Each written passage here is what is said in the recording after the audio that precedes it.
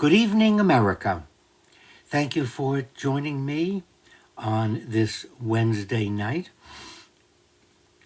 We escaped another snowstorm here in the district. Of course, the eastern shore of Maryland, Delaware got a lot of snow. Boston, New England, Massachusetts, Cape Cod, some places got as much as 2 feet of snow. Watching the TV reminded me of growing up. Remember, I'm from Boston, and I can remember winters like that when the snow was over the fenders of the cars. Okay. Questions about Judaism. We didn't betray Jesus. No, one of the things I want to ask everyone to do is think about how you're asking the question.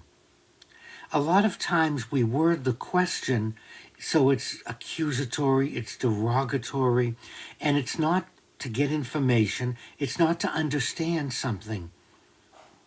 And so the life of Jesus, the mock trial, the fear that the Romans had of someone who might unite the Jews. Remember, Jesus was born a Jew, died a Jew, and he was educated by Rabbi Gamliel and some of the other scholars of the period. So don't be surprised when you realize that Jesus' teachings are consistent with Judaism. I'm not saying what Paul said he said. I'm not saying what the Council of Nicaea said he said. I'm talking, if you go to the Gospels, and at one time the words of Jesus were printed in red, hence the word rubrics, and it was really easy to follow the dialogue. So keep that in mind. And when you phrase the question, ask it as a legitimate question, okay? Yes, we all worship the same God when it's said and done. There are as many ways to reach the one as there are blades of grass on the fairway. No one has a monopoly. No one has the way and the rest of us are wrong. It's how do we understand the universe? How do we understand everything that's not us? And that indeed is the spiritual question. Now, I'm working on a program about the history of Judea, Canaan. Remember, it was only called Palestine under the British occupation. The word Palestine comes from the word Philistine. So the Philistines were the first ones there, if you want to go back far enough. What we want to be careful is not to have legitimacy based on something way in antiquity. Because there were indigenous tribes all over North America, South America, Europe. Everywhere there were people before there were us. And this idea that we should go give it back or we should leave, let's be practical and say, how do we all get along? How do we live with? How do we respect the people that were here first? How do we respect each other? And I'm reading a dare skip. Can't. It's not quite large enough without my reading glasses. Again, I periodically say to everyone who asks to be invited, the answer is yes. For next Wednesday night, email me. We'll decide questions and how we'll talk with each other. That's all I ask. Rather than plugging someone in now and then you're not sure what you want to say, or you start going on a soapbox or start ranting, and that's not fair to me, and it's not fair to people watching and listening to us. Yeah, is manna a metaphor for Torah? Yeah, I think that really would be, because it comes from God, it's filtered from God, and it feeds the soul. What a nice metaphor. What a nice metaphor. Now, halacha, neat word, comes from the root to go or to walk. So halacha means the path. It doesn't mean law. It's unfortunate that at some point in our history, we labeled halacha as Jewish law, just like we labeled Sharia as Muslim law. Sharia means the path or the way. Fortunately, the Buddha, we still call it the Eightfold Path. We don't call it the Eight Laws or anything like that. We don't change it. The Red Road. Lots of individuals and religions talk about a path or a way. And so, don't think of halakha as binding law like the law, of a country or a state that you have to follow or you'll get arrested. Halakha, the way or the path, Sharia, the way or the path to unite with Allah, to join with Adonai, the One. And the idea of a path really is kind of neat because aren't all of us on a path? We're going somewhere. And sometimes it's very troubling. Sometimes we get scared. And sometimes we want to strike out. And sometimes we want to, someone says, you think God's law evolves? Our understanding, the very nature of the One, a supreme being, the force, the Tao, a higher power, whatever word we may want to attribute, by very definition, it's hard to understand. And so our understanding of what's being asked of us can change. As we learn more with language, as we learn more from other people, as we learn more from other people's religions.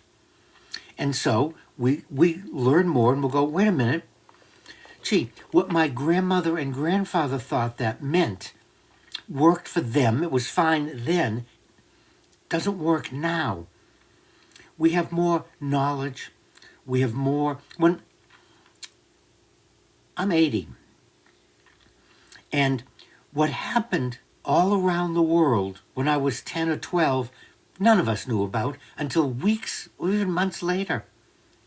Now, given the internet, look at the way we're talking to each other. This is instant now. I don't know where any of you are. I was on Voice of America radio and TV about 20 years ago, several shows, and we got calls from all over the planet. From the desert, the conversation was about two states that I believe, in Israel and Palestine, and how we would do that. And I was answering questions from all different time zones, all over the world. I wore an earpiece to translate the Arabic into English because I can read a little, but can't understand people speaking it. Okay? And as we have that contact, it's very different from what your grandmother told you, and you couldn't look it up on Google. You couldn't look on the internet. You couldn't go anywhere.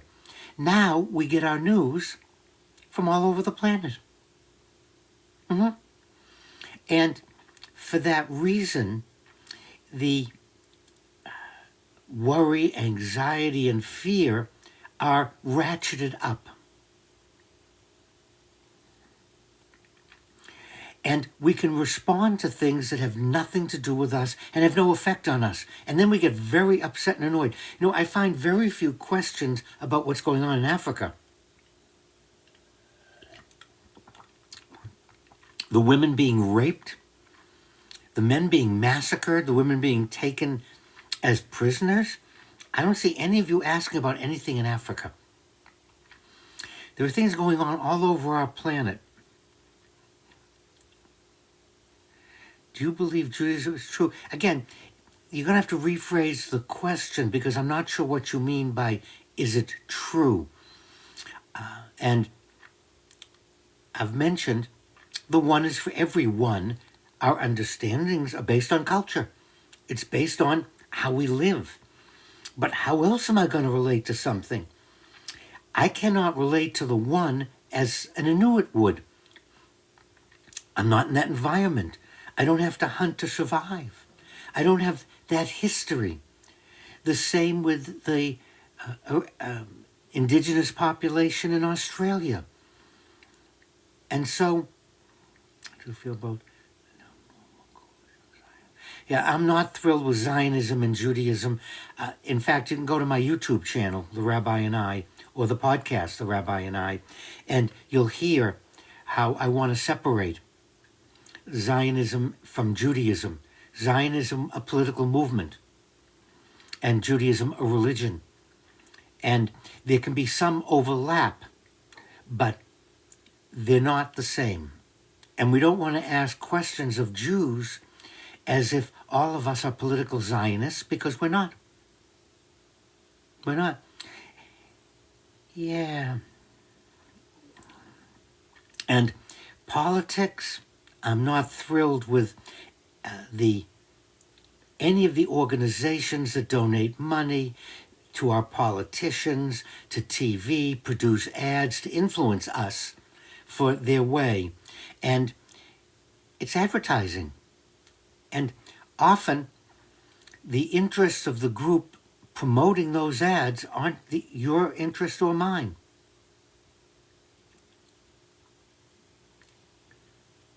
Yeah, we need to pull out the Zionist overreach. I do not believe Israel should annex the West Bank. I think it was a mistake for Israel to change the laws of ownership in the West Bank. And again, you go to the YouTube channel or the podcast, and I'll outline that for you. Not a good idea. This idea of creating a greater Israel, of expanding, that's all political. It's not Jewish. It's not Jewish. Not Jewish.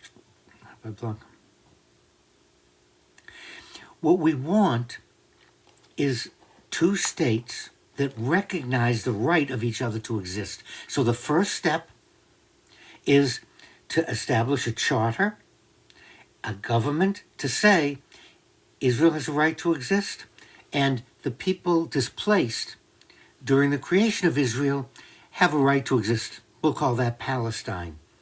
But not if Palestine be a platform for destroying another country, and not if written into the charter of the organization like Hamas and Hezbollah. Now, Hamas and Hezbollah are agents of Iran. So don't make the mistake of thinking they're supporting the Palestinians. They're not.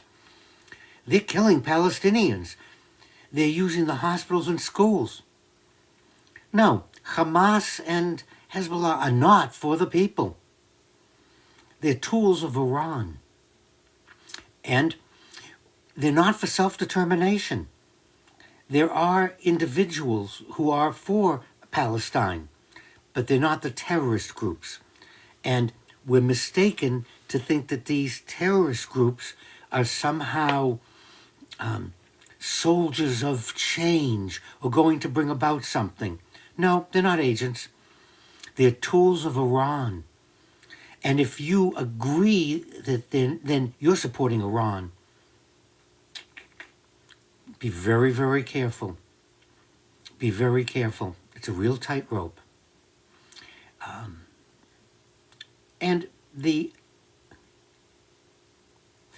I'm not sure the Iranian government is going to topple.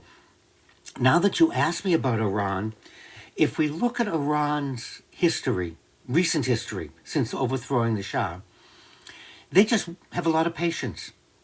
They're going to wait out President Trump. They know that. They know President Trump will get diverted. He'll find something else to follow up and do. And they're stalling. They're going to keep the negotiations going.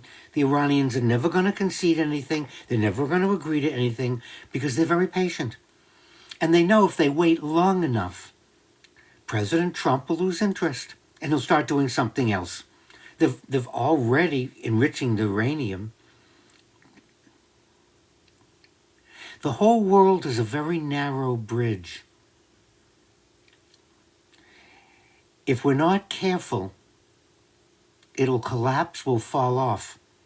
The only way we're going to cross over on a narrow bridge is to take turns, to respect each other. But the more we promote destruction, terrorism, we're not going to get there. We're not going to get there.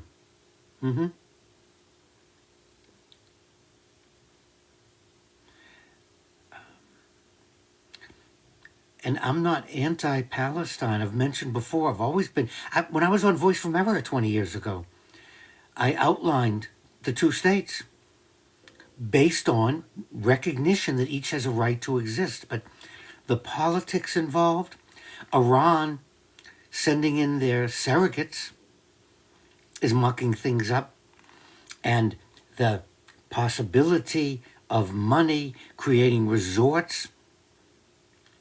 No.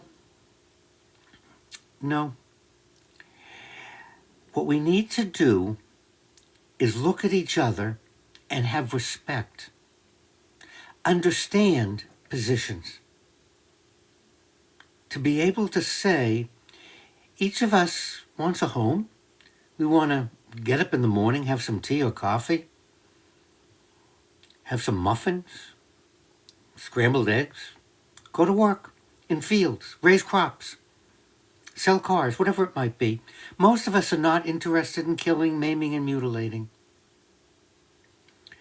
And if you support Hezbollah or Hamas, then you're supporting terrorism.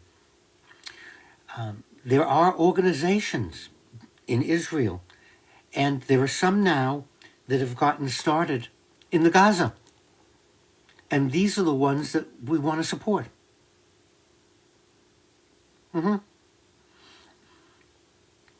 We just want to be careful because it's too easy.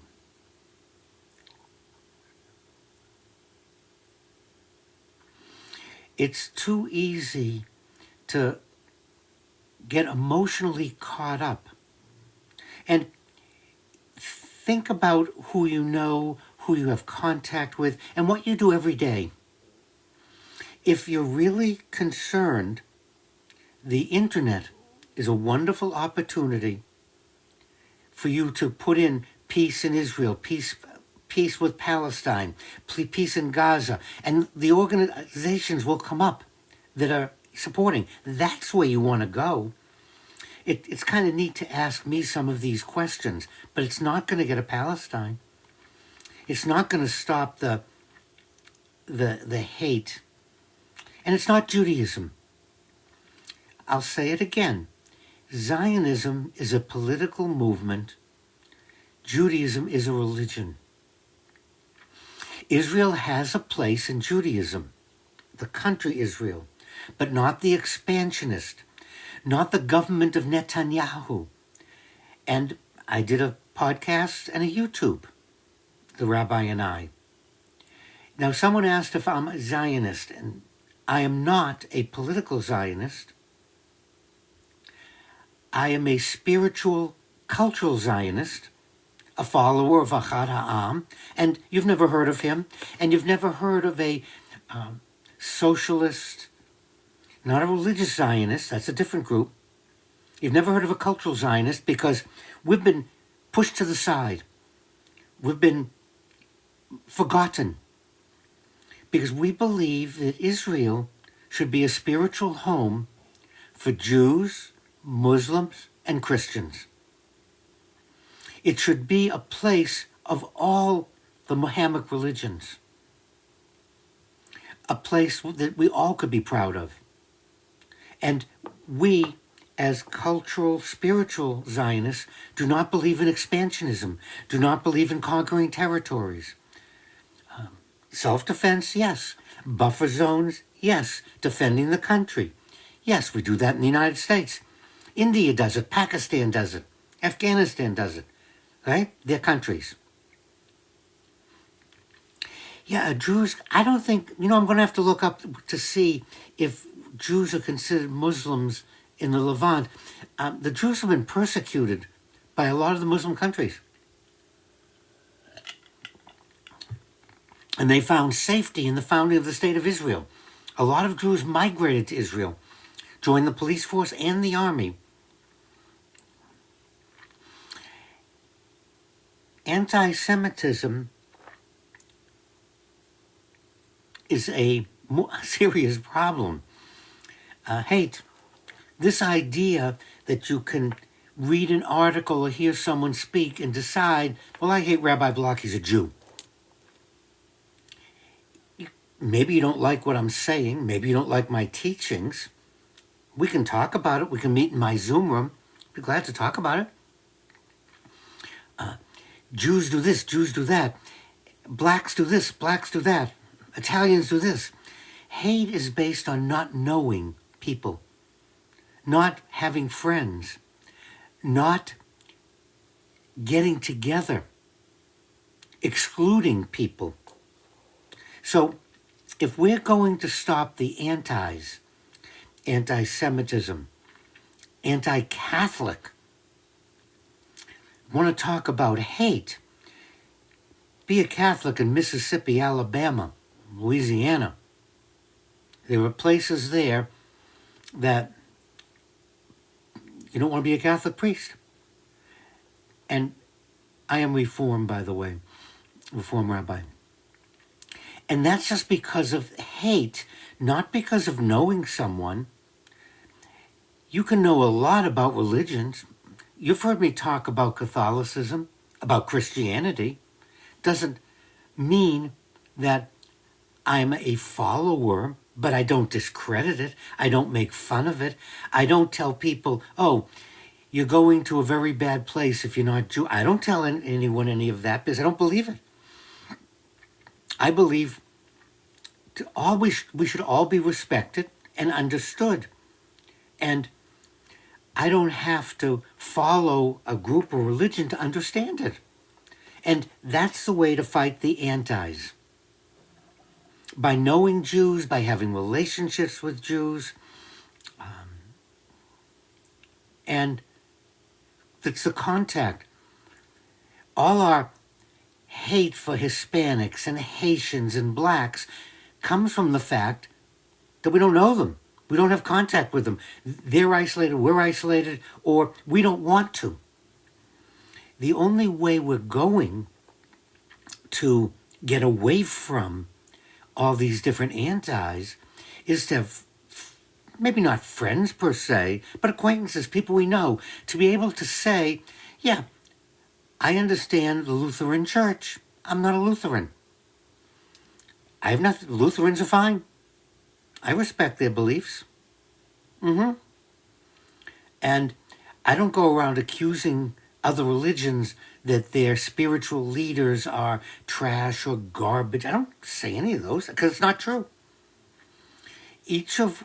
As a cultural Zionist, you just believe that no, I don't believe any race is superior. I don't believe any race is superior. I believe that certain individuals are more talented, more intelligent. Many of you are more intelligent than I am. Many of you have more education than I've had. It doesn't mean either one of us is better or worse. Just as an aside, one of the ways, it's really a cheap way, to make oneself feel better is to put someone else down. And so if you want to elevate yourself, read, study, maybe get another degree, have friends, there's lots of ways, but the cheapest, easiest way is to put other people down. Oh, I can feel superior if I put down and I can just list the groups. I'm putting that out there for you because it's a very, very common, put Roman Catholics down, and that's to elevate your faith as a Baptist. Don't do that. Tell me why your faith is good. Tell me what you believe. Don't tell me what you don't believe. Don't tell me how the others are bad. Don't tell me that you are a Baptist because the Roman Catholics did this, this, and that. Don't tell me that. You're doing it.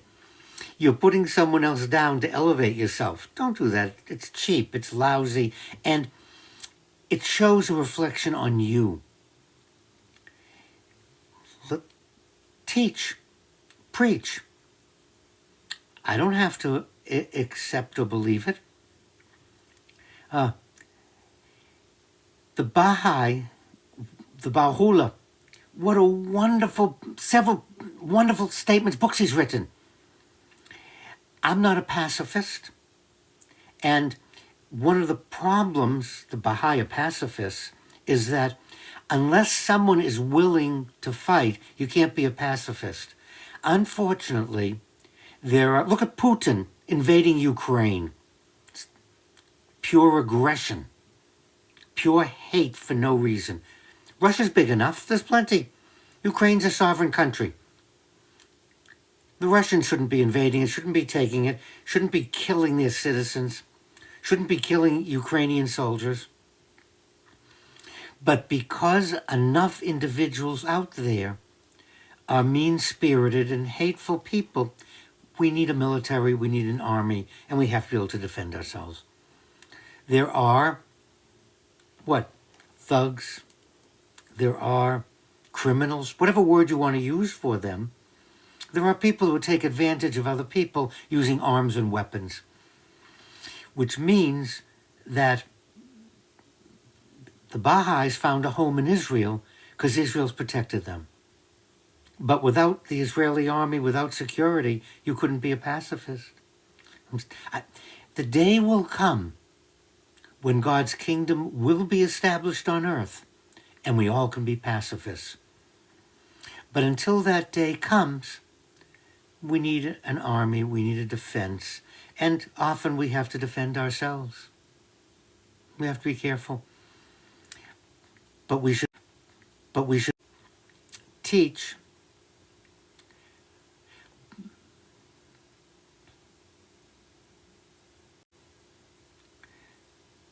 both Islam and Judaism teach we have two inclinations, the good inclination and the bad inclination. And there's always an internal jihad, an internal war between the two forces that would get us to do bad things or good things. Constant tension. We have free will, we have choice, we can learn. So we can keep our two inclinations in check so that the swings are really small, so that we don't do outrageous, horrendous, sinful, bad things to other people or other countries, and not as often become saints. But still, that's the jihad, that's the war, and Buddhism teaches it. Native Americans teach it. Well, our time is up. Thank you very much for watching and listening. Please, next Wednesday, 8 o'clock.